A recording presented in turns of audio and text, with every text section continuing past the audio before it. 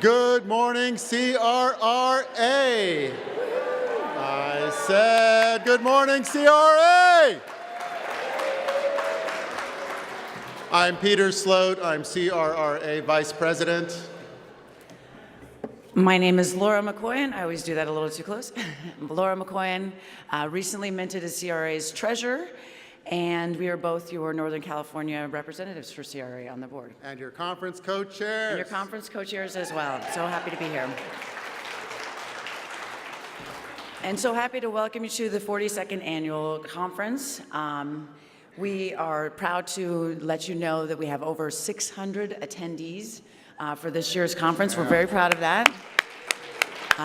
Even though we stole your weekend, and we apologize for that, we're so happy that you decided that this would be the most fun way to spend your weekend.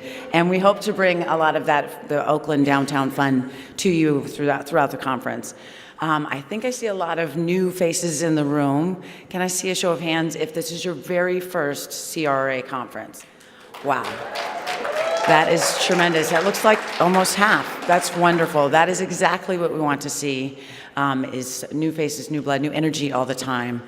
Any folks, this is your fifth conference, five or less conferences? Okay. All right, 10. Who's made it to 10 conferences? Still quite a few. These are all the same hands now. 20 conferences? All right, still some. Is there anybody who's been to every single conference? Rick? No one who can remember. I thought there might be only one hand for that one. That's awesome. So again, we want to welcome you, and I'll turn it over to Peter. What kind of mayor is Libby Schaaf? Fair question, fair question, fair question. She's the kind of mayor who signed on to the Pacific North American Climate Leadership Agreement. This was signed by British Columbia, California, Oregon, Washington, and the cities of Vancouver, Seattle, Portland, Los Angeles, San Francisco, and Oakland. This pact positions waste prevention and recycling as a core opportunity to reduce greenhouse gas emissions. She's the kind of mayor who joined the We Are Still In declaration, which is a promise to world leaders that Americans shall not retreat from COP21, the 2015 Paris Climate Agreement. She's the kind of mayor who, as part of the mayoral delegation to COP21 in Paris, she championed consumption-based greenhouse gas emissions accounting. That's the accounting system that we pushed for that gives full account of the benefits of zero waste and sustainable management, sustainable materials management. Yes, Libby can wonk out to consumption-based emissions accounting. You know, when Mayor Schaaf went to Paris, she could have taken anyone, a business executive, her sister-in-law. She took Oakland Public Works staff. That's right, that's right. Daniel Hamilton, our very talented and then brand new sustainability manager. Daniel's in the next cubicle to me. I've been with Public Works for 17 years, and they sent me to Detroit, Michigan once. Detroit is What kind of mayor? What kind of mayor is Libby Schaaf? She's our kind of mayor. Please give a robust welcome to the mayor of the great city of Oakland, California, the Honorable Libby Schaaf.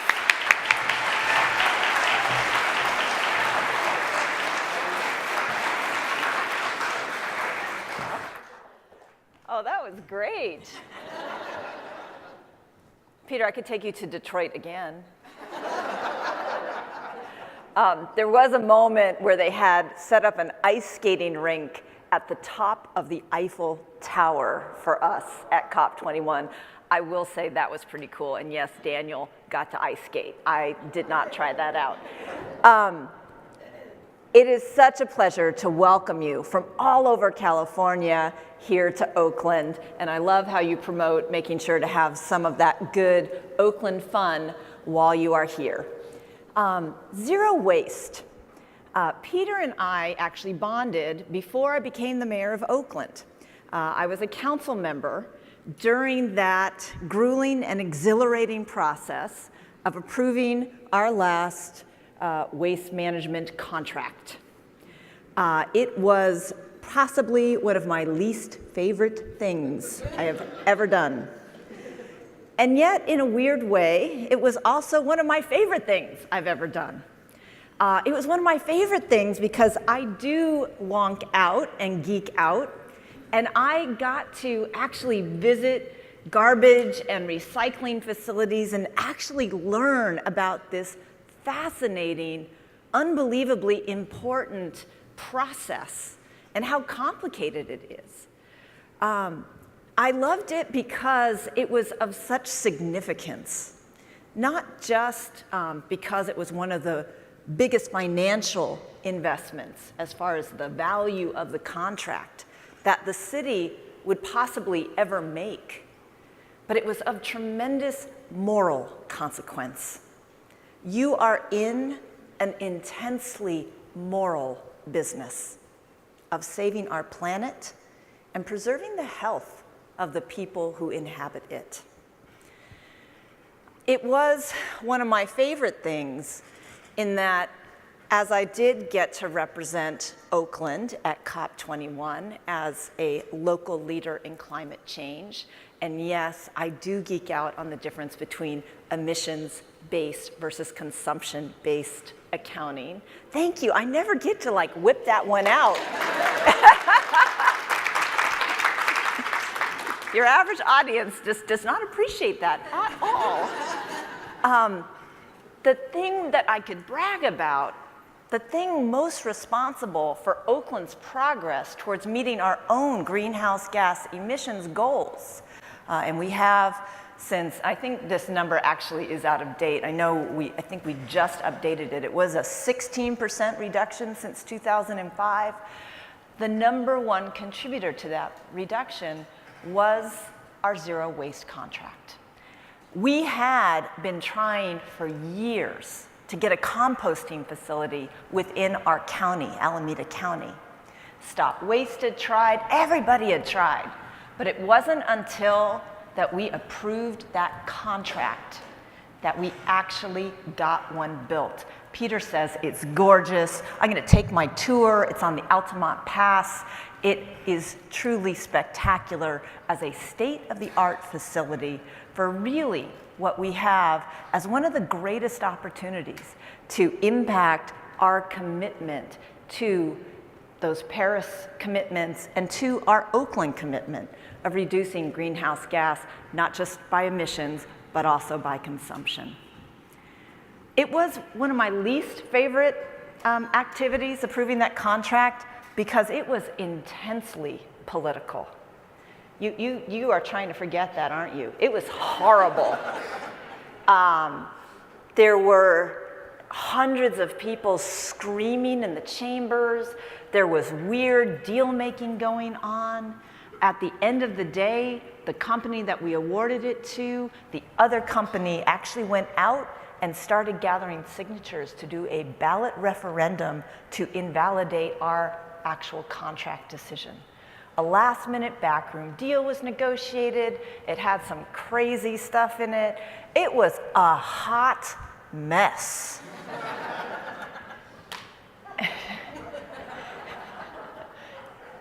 Peter, I'm sorry, I'm giving you a little PTSD. But we're doing it. We're doing it. And my kids know something that I didn't know growing up, that it matters where we put our waste, that we think about what's going to go into the landfill. In fact, I get like a raised eyebrow if I put a Ziploc bag into my kid's lunch. We now have like those reusable silicone Ziplocs. Has anybody seen those? They're actually made in Oakland. There's like a whole company in Oakland that makes, they're very cool. I also got the beeswax reusable, anyway, and this is what we talk about. This moral industry that you're in is also good for the economy. It actually should not be feared by people who feel like their coal jobs are leaving. The state of California has more solar jobs than the entire country has in coal jobs. It was one of my favorite decisions in that it is what gave me the knowledge and the conviction to actually go to battle over stopping a coal terminal in Oakland. We are still in that battle, so please, if you know any good scientists, we are in this battle so that the rest of the country may benefit from the work that we are doing here in Oakland to stop a coal terminal from being here. It was one of my favorite decisions because it gave me something to be so proud of. I got to be on the US delegation to Quito, Ecuador, and yes, I took a city staff to that too. Urban Habitat 3 was amazing.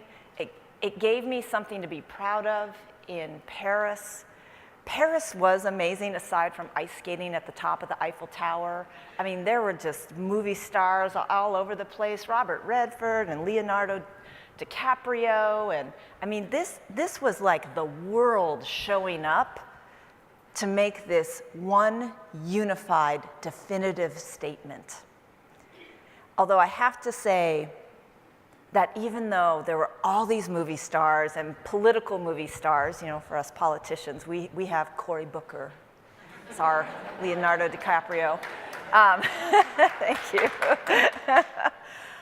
The thing that really undid me was hearing a chorus of children sing to us, for thanking us for making an investment that we will probably not live to see the benefit of, but that they will. I cried like a baby. But that's why we do this. I'll end my worst and best story by asking you to help us in the challenge where we are now. We can brag on the fact that we executed a zero waste contract. We can brag on the fact, sorry, I'm getting a little Oakland with you. We can brag on the fact that we have our first composting facility in our county, finally, state of the art. But I am afraid that there are some unintended consequences of this contract. These incredible innovations came at a price. And we have seen, since that contract got adopted, and the cost of garbage service has gone way up, at a time when the cost of everything in the Bay Area has gone way up, especially housing, we have seen an explosion of illegal dumping in our city. And that explosion of illegal dumping is not just an environmental hazard, it is not just a blight issue, it is an equity issue. Because where do you think that illegal dumping happens? It does not happen in the wealthy neighborhoods. It happens in the neighborhoods where our families already are struggling. They are struggling to feel secure that they will not be evicted or priced out of their housing. They are struggling to feel secure as, I'm sorry, I'm gonna get a little political, this racist administration is bringing down policies that are putting children in cages and ripping families apart within our immigrant community. This is an equity issue. And this explosion of illegal dumping is something that I could use your help with, because that is not something that should happen because we are pursuing a zero waste goal. So as we move through this very important moment and work in time, because we have to accelerate this work, Our planet cannot wait. We are already seeing the devastating impacts of climate change.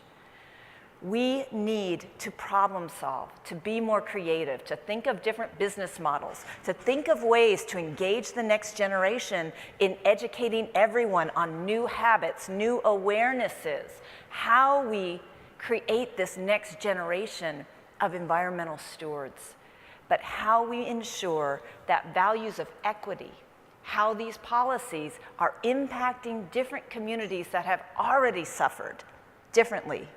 That is a challenge that I throw back to you.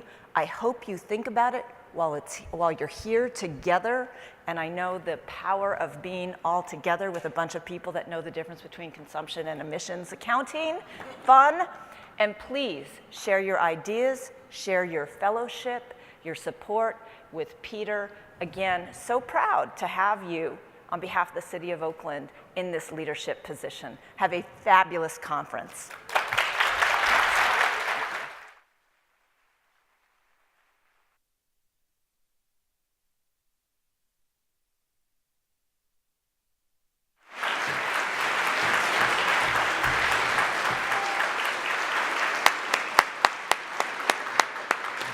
Thank you, Mayor. I'm very pleased at this moment to introduce the hardest working member of the CRRA Board of Directors and our president from the great city of Oceanside, California, Colleen Foster.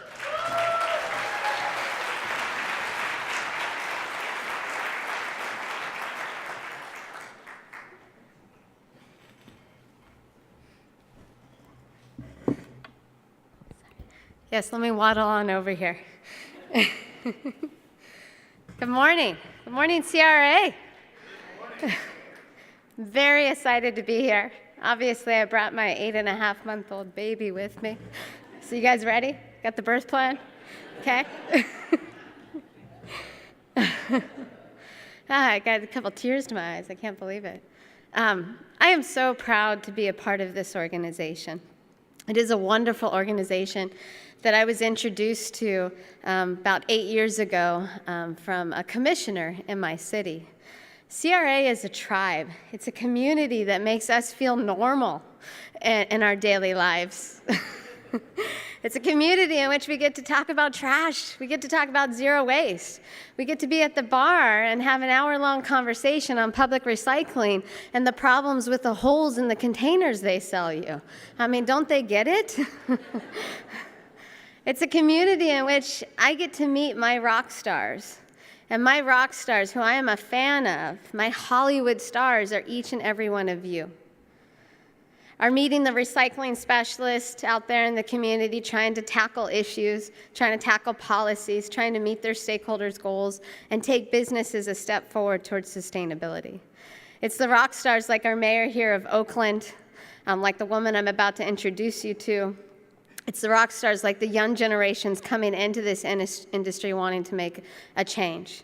It's the rock stars who have been here since the first conference 42 years ago, who are still fighting for zero waste. This is a great community to be in. Of course, everyone asks me, how can you come about 3 weeks before I'm about to embark on my next adventure? Hopefully 3 weeks. That's the goal. is I couldn't keep away.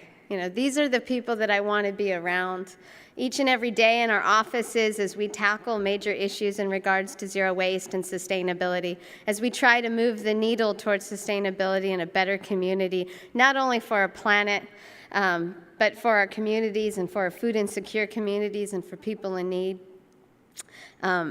You know, we tackle that and sometimes we feel alone. Sometimes we're talking to a business that doesn't understand it, or even our own colleagues in our offices who we just can't get to recycle or do anything. It's wonderful to be around people of a like tribe. And it's wonderful to bring new people into our like tribe. So one of the biggest things that I've always encouraged, what I learned when I first started, in the city of Oceanside, I honestly, my director's here, but she wasn't my director then. I honestly think I didn't really know what my position was. I researched something called AB 939, what that really meant at the time. I didn't understand that. My predecessor had been gone for a year. The director at the time was new, didn't really know what this recycling thing. We have some contract with some hauler that hadn't been open probably in 10 years. And that's what I started with. And fortunately, I had someone in my community that said, there's this organization that might be able to give you some help and assistance. And since that day, I've been getting help and assistance each and every day. When I have an issue in regards to a franchise agreement, or an issue in regards to illegal dumping, or when I'm looking how to address and deal with disposables in my community, or how to do a policy and ordinance, I'm going to each and every one of you to gain information. My mentors are in this very room, and my mentors will continue to be in this very room. So if there's one thing you do this weekend at CRRA, is meet someone new and learn from them. Listen to their story, get their advice, connect with them later, and connect with the organization that will be meeting your needs for years. So yes, I'm very happy to be here. I'm happy to be bringing a little one into this world. Yes, I'm up on my biggest zero waste challenge, cloth diapers. Goodbye disposables, hello reusables. I've got Rick Anthony's voice in my head. And what about the diapers for zero waste? And I'm very excited, my board and team has already got my little girl set up for CRRA next year, okay? So we might have a new stage representative. And I feel very fortunate to be able to be a part of leading and serving this organization, and honestly leading this organization with each and every one of you. So with that, I'd like to introduce our next keynote speaker. Before I ask her to come up, I'd like to say a few words about her. Vien Truong. She is a policy expert and movement builder. As the Chief Executive Officer of Dream Corps, an organization committed to an equitable and sustainable economy for all, Vien, whom is also a White House champion of change, has used her own unique life story that I hope she shares with us today. That life story that has helped her lift communities across the country, here in California and here in Oakland, where she has spent much of her life, out of the dredges of poverty and environmental injustice.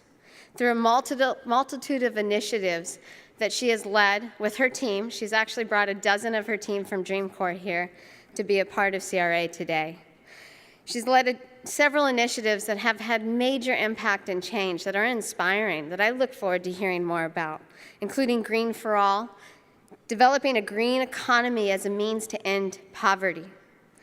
Similar to what our mayor said, this is a moral issue. Environmental injustice is a moral issue.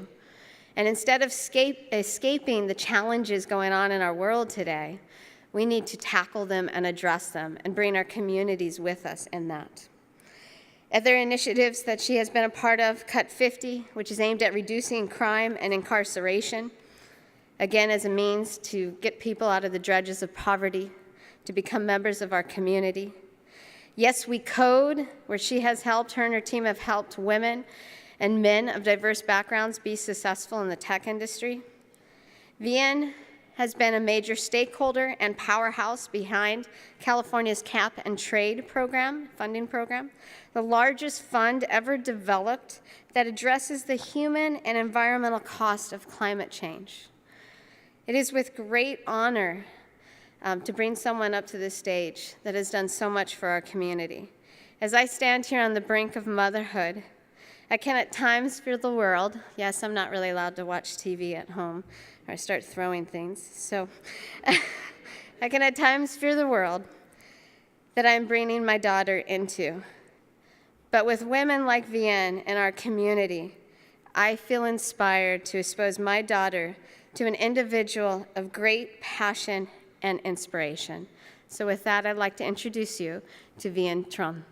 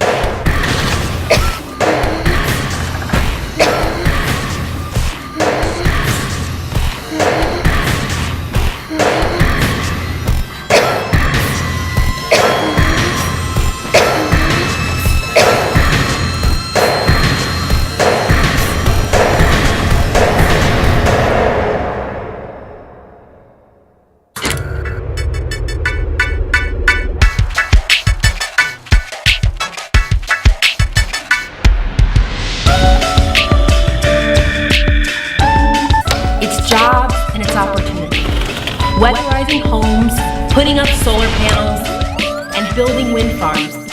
Clean, green manufacturing. Millions of new jobs that put people to work in their own communities. Millions of new jobs that provide opportunities for people that have been left out of the old economy. That is the promise of a green economy.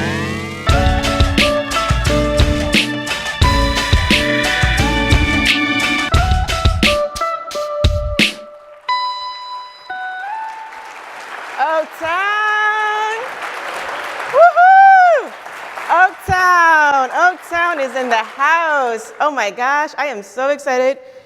I am doing a talk in my home city where I grew up, which is very unusual for me. Welcome to Oakland. Welcome to Oakland. So I'm so glad that the mayor set me up for success by sharing how she's brought her team to like Ecuador and to Paris, and my team is here in Oakland with me. I'm like, yes, we are here, people. But it's important for me because for me, there is no better place in this whole world, and I have traveled a lot, than Oakland, California. Right?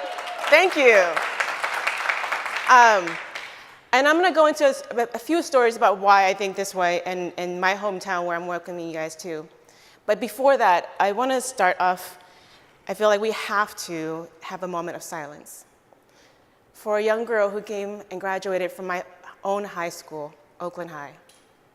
She was murdered recently, just a few days ago on BART. And before we close our eyes and just send her and her family well wishes, I want to say why this means so much to me and why she means so much to me. You know, when she was killed, and I thought about her and I thought about how I came up in Oakland, graduated from the same high school. I thought about when I just started this work 10 years ago, there was a young man that was killed. His name was Oscar Grant. And he was killed on a BART station too, by cops. And I thought about him and I thought about how he was at the Fruitvale BART station where it's just a few blocks from where I currently live. And I thought about him and I thought about my nephew who was killed just around the same time. His name is Truong. And he was killed right under a freeway when he was 24 years old. So I ask that you guys close your eyes and think about Nia Wilson today, but think about all of the young people in our communities who really need us to show up for them right now. So with that.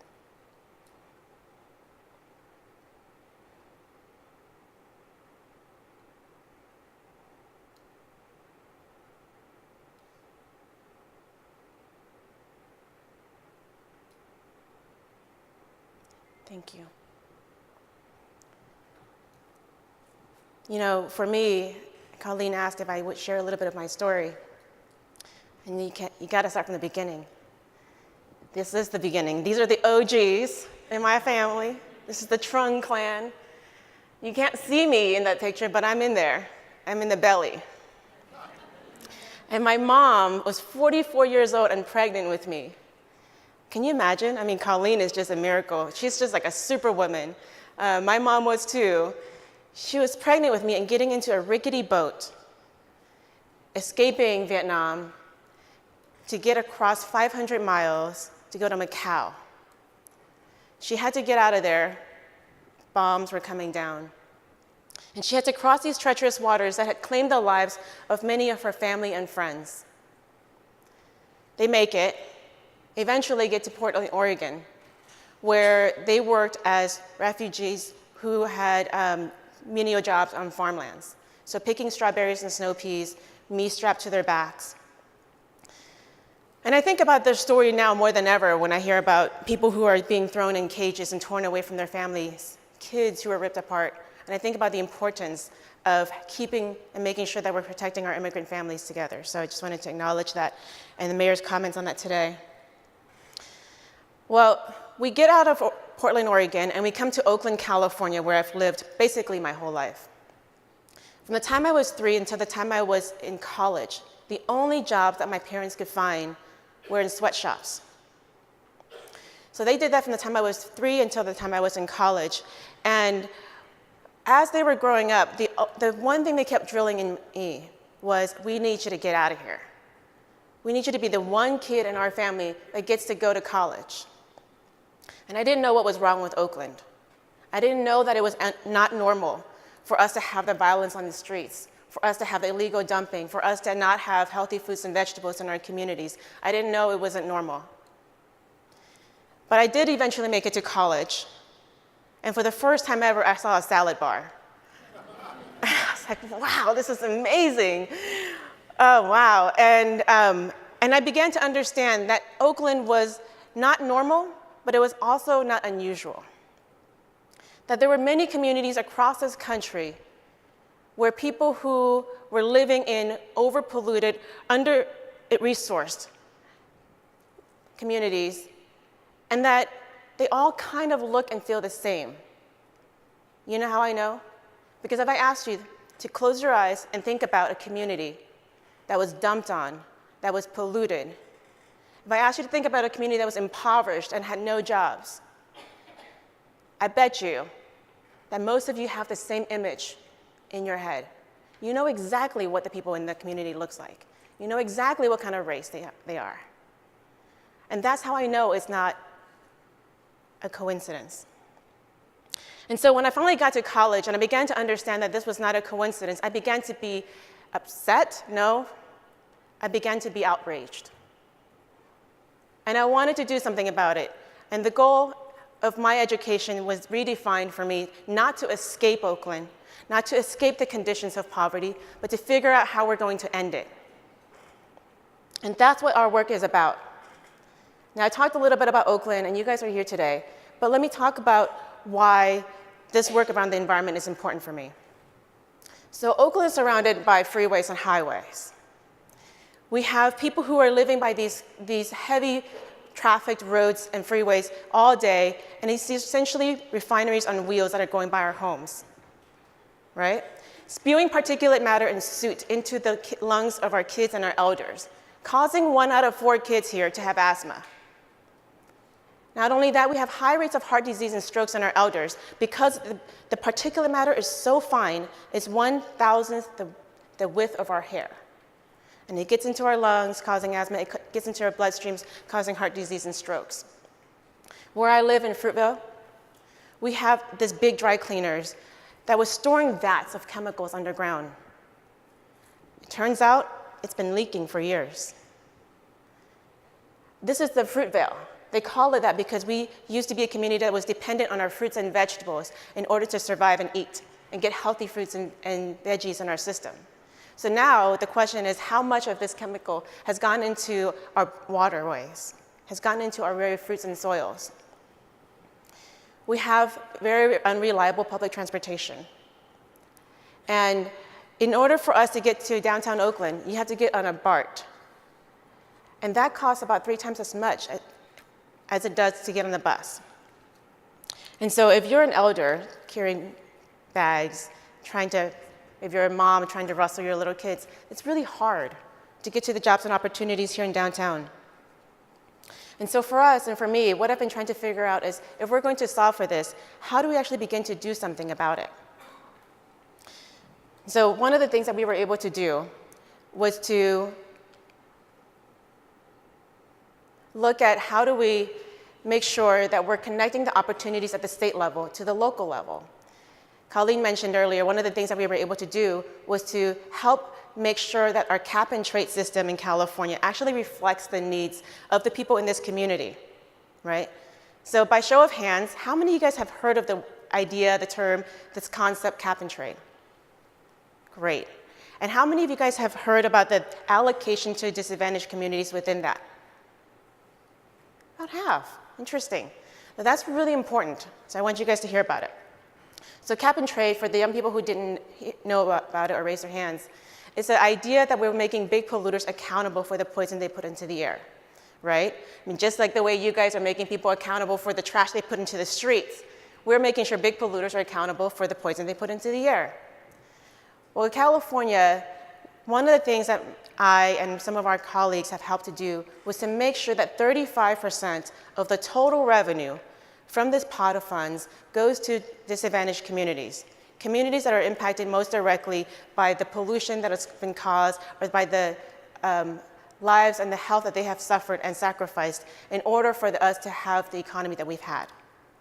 So with 35% that is being allocated in the areas that has been deemed to have the highest particulate matter, highest groundwater contamination, proximity to freeways and highways, highest rent burdens, highest levels of dropouts, and infant mortality, we invested the 35% in communities that have been suffering the most. And through that, have created now $2 billion to be invested in communities that look and feel a lot like Oakland. So thousands of free solar panels, thousands of trees just for the city of Oakland itself. It's been one of the highest pots of funding for affordable housing.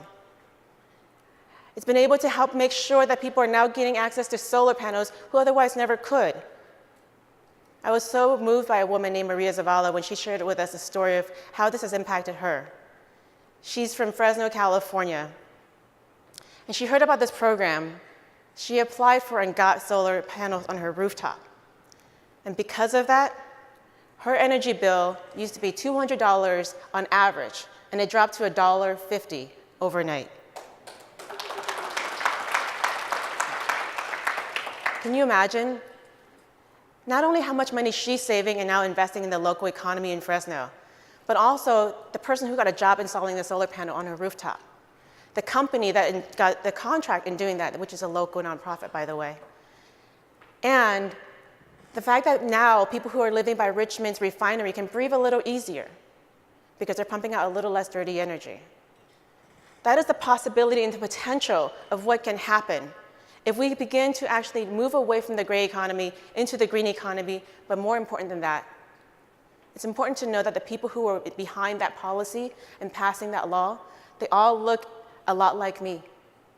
People of color, nobody believed in. And they were able to do something with their lives because they were able to actually have somebody who invested in them.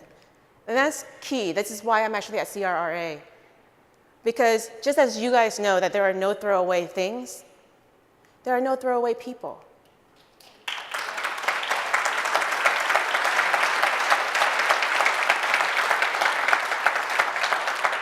When I was in college, actually, I want to tell you guys something that I've never told people before.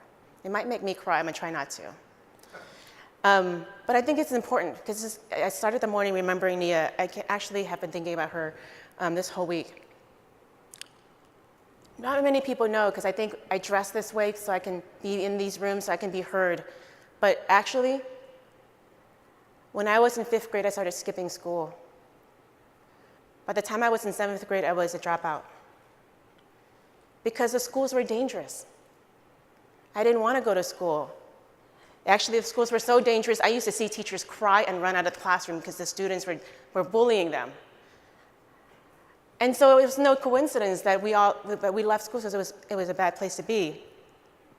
But when I finally got my act together and I came back and I was able to start applying to college, I remember I was in an algebra class and my teacher said to me, why are you late? I was like, oh, I just finished submitting my applications to college. And she looked at me, leveled me with her look. You know that look? And then she took out a pink pad of notes, and she wrote me a slip to see my counselor. And on the slip it said, this child has delusions of going to college. And she wanted me to be seen. And I think about that because we're talking here today about there being no throwaway people. And we have to make sure that we're investing in the people in our communities, and people who may not look like our superheroes, but they are, and they have the potential to be that. And I really want to make sure that we're finding today in this conference to invest in the young people I see in this room today, because you guys are beautiful.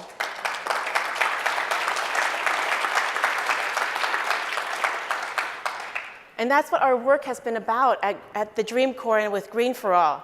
We have been trying to identify and uplift superheroes from around the country. I'm going to show you this video about what we were able to do when we were able to show up and help identify and support people who were in Flint, Michigan. I'm glad to be alive. because I almost lost my life. I heard about 6 others that did lose their life. Nobody cares because it's poor African Americans. The people of Flint were poisoned. The basic human right of clean water denied. For nearly 2 years, residents of Flint have been told their lives don't matter. People want clean, safe water. It's like you don't even count. The Flint water crisis is the worst environmental racism case we have ever seen. People in Flint were not respected as full human beings, that their lives did not fully matter. And it's just a travesty. The governor let them down, and now it'd be a shame if the federal government let them down the same way. If ISIS or jihadists came up with a strategy to poison 10,000 American children, what would happen? Congress would act within 24 hours. This is an internal email within the EPA, but I'm not so sure Flint is the community we want to go out on a limb for. Of all the communities out there, Flint is the #1 place that they should have been going out on a limb for. People who put dollars over the fundamental safety of the people do not belong in government, and you need to resign, Governor Snyder. Flint, a city surrounded by some of the largest freshwater lakes in the world, was now delivering tap water contaminated with lead. Flint's water has been poisoned with lead. Lead. Everyone's talking about lead as well. They should be. But it is actually more dangerous to bathe in chloroform than lead. You have chloroform that people are taking into their bodies every time they bathe. And this 2-year-old little boy is also not shy about showing you the rash that is all over his body. It's on his legs, arms, and face. You see the agencies showing up, and they'll test one sink, and they'll test it for copper or lead. You can't find what you don't look for. City, state, and EPA officials are ignoring the dozens of harmful toxins in the water reaching Flint's homes. Toxins that don't just enter the body from drinking the water, but are also ingested from breathing them in or through the skin, with devastating effects. State officials are still telling residents it's safe to bathe or shower in the water. In 62 contamination events in 5 years, never seen chemicals in bathtubs like this, ever. People are still getting exposed because they're still not being protected by their state government. Some people still don't know there's a problem. When I came to, that's all I know is that they told me it was Legionnaires. We didn't even, to me, my understanding was, I didn't know the water was messed up. We're still being served up poison water at the highest rates. We're still sick. We are not getting the help that we need. But everything that has happened has come through the force and change caused by citizens.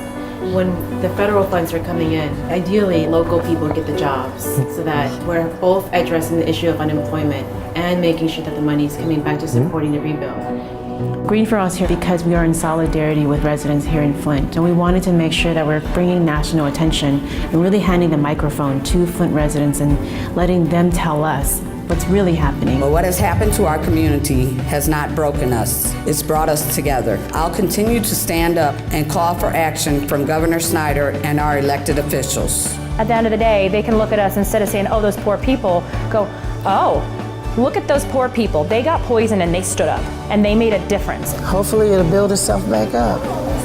And I'll be a part of it. While it's building up, I'm building up too. Because I'm never gonna give up on Flint. Join with Flint Rising to call on Governor Snyder to fix Flint and make polluters pay.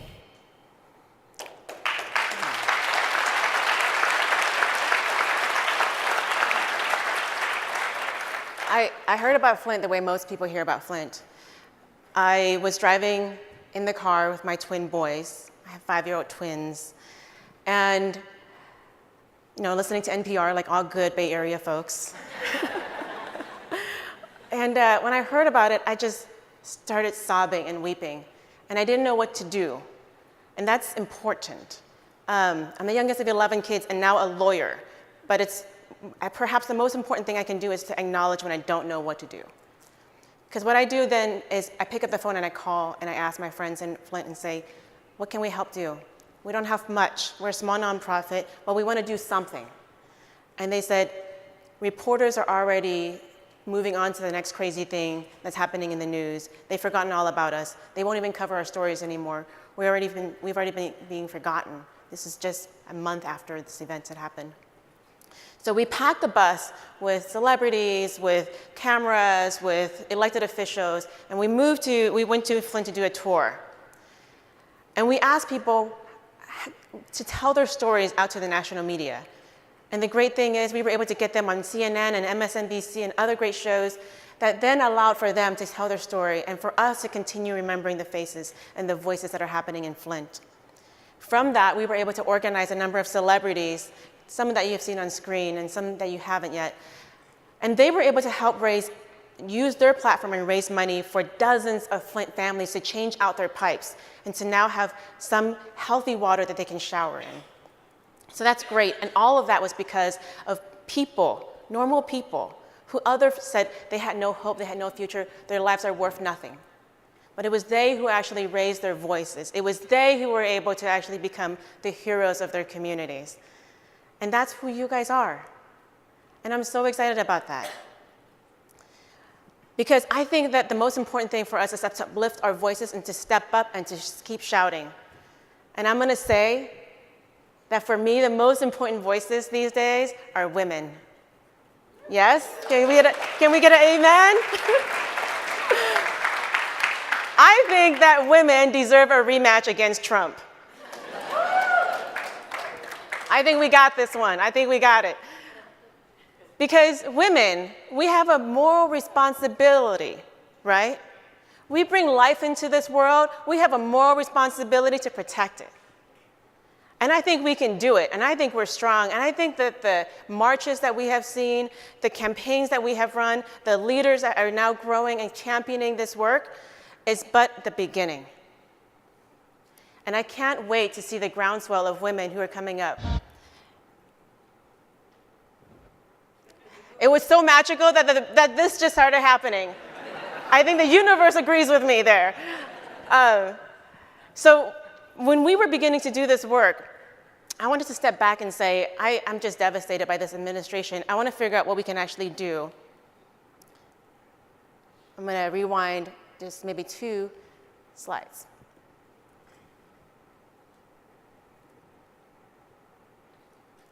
Right after I'm giving up control. All right. So for us, when we began to see the power of women and for moms to come together, I think it's back to Kevin. It's right after the Flint video. We started organizing moms across the country because after all, it was a mom named Melissa Mays who was the first one to sound the alarm of what was happening in Flint. And I remember when I talked to her, she was talking about how she found out about the poisoning in her kids' bodies. And she talked about how, as a mom of 2 boys herself, hard it was to kind of cut their little fingernails and kind of keep them protected and safe. Colleen, you're gonna find out all of the fun, wonderful things about that. I'm sure you already are prepared. And so we were beginning to think about how do we organize other moms across the country to begin to do something about this. I'm proud to shine a light on some of the heroes in this video. My parents came here to Oakland, California as refugees from the war in Vietnam. I grew up in a neighborhood that was the murder capital of the country. I witnessed my first murder when I was 8, and it becomes normal to you. I understand that people who are living across this country are dealing with that level of anxiety and fear and nervousness, and it keeps them up at night. It keeps me up at night. That's why we're bringing moms together. Every time we go to speak up from the very beginning, the moms, the women have been put down.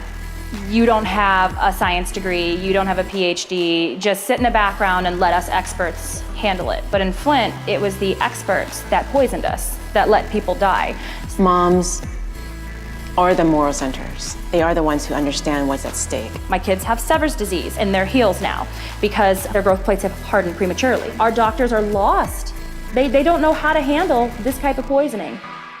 from cities to suburbs to rural communities, is about our kids. Now it's personal. My son Jacob has asthma. When we moved to this community, he's getting worse asthma attacks. What's causing his attacks here? We have a lot of pollution. There is some plants that are shooting smoke, and also the school buses, they pollute because they are operated by diesel. Whenever I have my asthma attacks, it's pretty scary. Feels like somebody's squeezing my lungs and I can barely even get air. Last time he got a very severe asthma attack. He was almost ready to be intubated in the hospital. My emotions at that moment, I was scary. I was more than scary, frightened to know that he could lose his life. Pain isn't something to hide. That's actually what makes you strong and beautiful, and that's what we need to see from other people so that we can move this community forward, to move our people forward.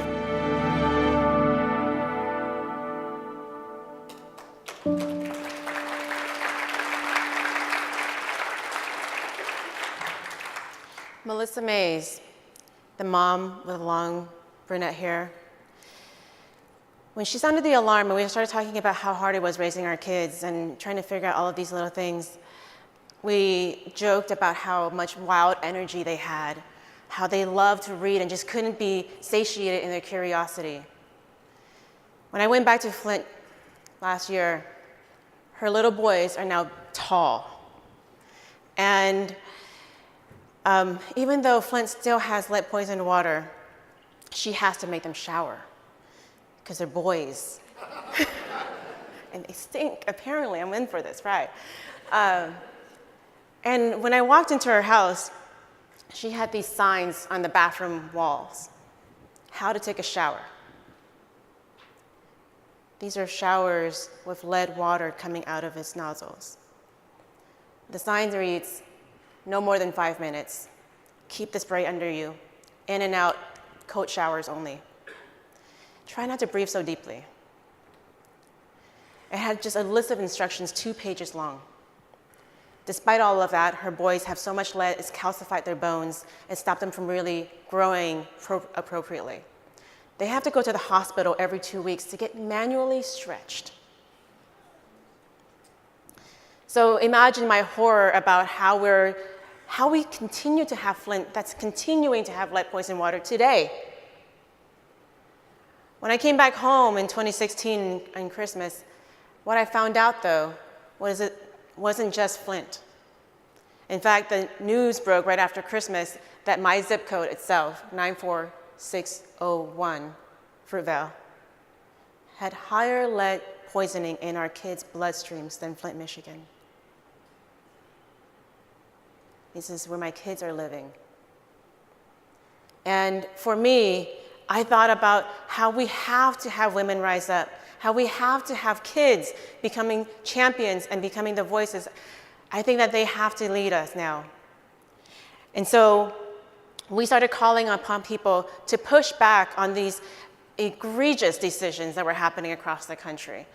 And the biggest and most important decision at the time was protecting the one agency that was responsible for protecting our environment, the U.S. Environmental Protection Agency. This is not an easy campaign because most people don't even know what this thing is, much less why it deserves to be protected. And so we called Melissa Mays, we called moms across the country, and we said, let's fight to defend the EPA's budget, because that is the biggest policy that we are going to be faced with, and it's going to be protecting our water, our lead, protecting us from lead poisoning, making sure that we're protected from air pollution, from having to continue to rely on fossil fuels. And together, not only Melissa Mays and all the amazing moms, we had a bunch of celebrity moms who joined. From Bose to Ellen Pompeo, the star of Grey's Anatomy, Megan Boone from Blackish, Ali Wong, she's amazing, hilarious if you haven't seen her on Netflix, Ashley Judd, Alicia Garza, also Oakland. We were able to organize across the country 300,000 signatures in 4 weeks alone. They were able to organize CNN, MSNBC, they were able to get on to TV shows, they were able to do millions of views on videos. They were able to do all of that in just days. Because at the end of it, this is no longer about politics. This is about our lives. This is about our kids, right? That's what this is about. This is not about just protecting us from waste. This is about protecting us from bad decisions and reclaiming who we really are. So I'm here because I want to remind us that we are an interdependent system. You guys know that more than anybody. But I don't mean that just in the materials. I mean that in the fact that we are an ecosystem. That my life, Nia's life affected me. That my life affects others. And that yours affect mine. And I don't mean that in just a woo-woo Bay Area way. I can get there. But the Federal Reserve, the IMF, not the most liberal progressive of the people, have also said that equity is core to us being able to be a healthy economy and a healthy system. And I'm going to end by saying this. My auntie, Maxine Waters, has recently talked about the importance of reclaiming our time. And you guys are here because you guys are talking about reduce, reuse, recycle, composting. I'm going to add reclaim to it. Can we add reduce, reuse, recycle, reclaim? How's that sound? Because for me, this is about a fight for our future. This is a fight for our kids. And the future is worth fighting for. And it's about reclaiming our time, reclaiming our community, and reclaiming our future. CRRA, we need you. Thank you. Thank you for your work.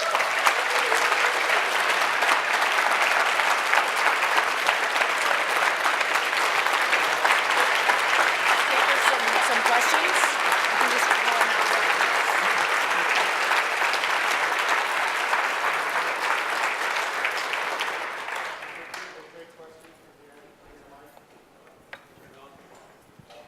Test. Good, okay. good. Yeah, we have some time for questions, and Peter and I will be walking around with mics. If you just want to raise your hands. Vien, thank you so much. Yeah, that was wonderful. I've got one here.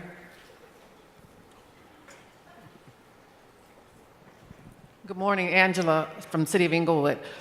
What you mentioned, or you started to mention about the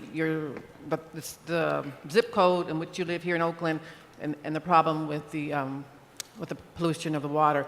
What's happening with that?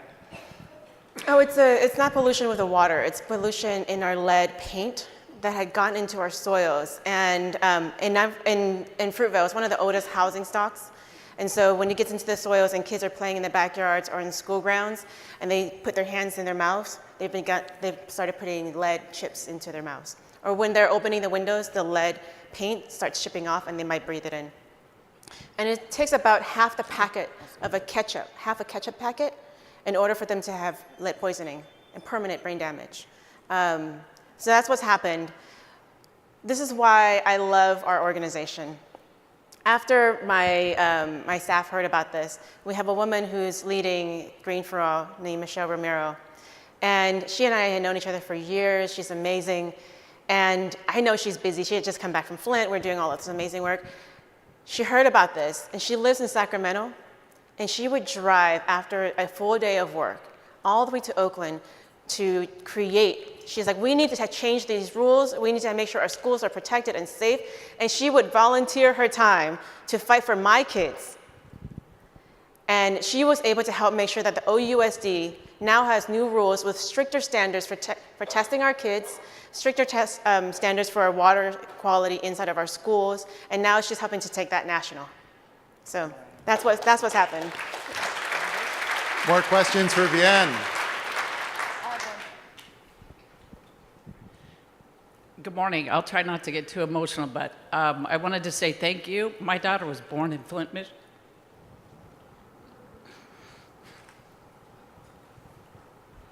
Sorry. My daughter was born in Flint, Michigan the year before the water poisoning. And she still has a half brother and half sister, and her birth mother's there, so thank you. Thank you.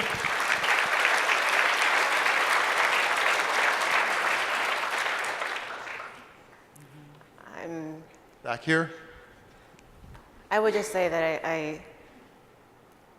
I am still leveled by how much work needs to be done and how bad I feel like we haven't done enough for Flint.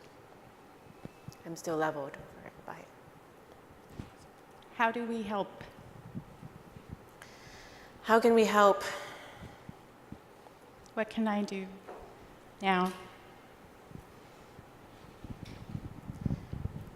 Where do you work? I work in city government on the waste contract, complying with state law. Yeah. I think about the work that I do, and it's never been, I think I start with who's around me.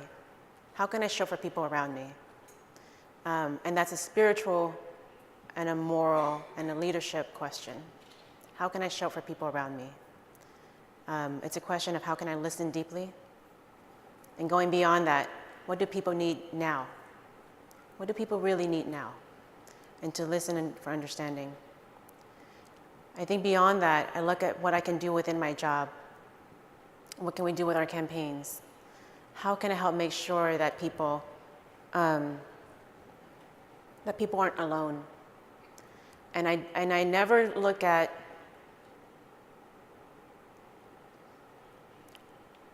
I'm going to say this now, but I know it's even controversial for me to say it.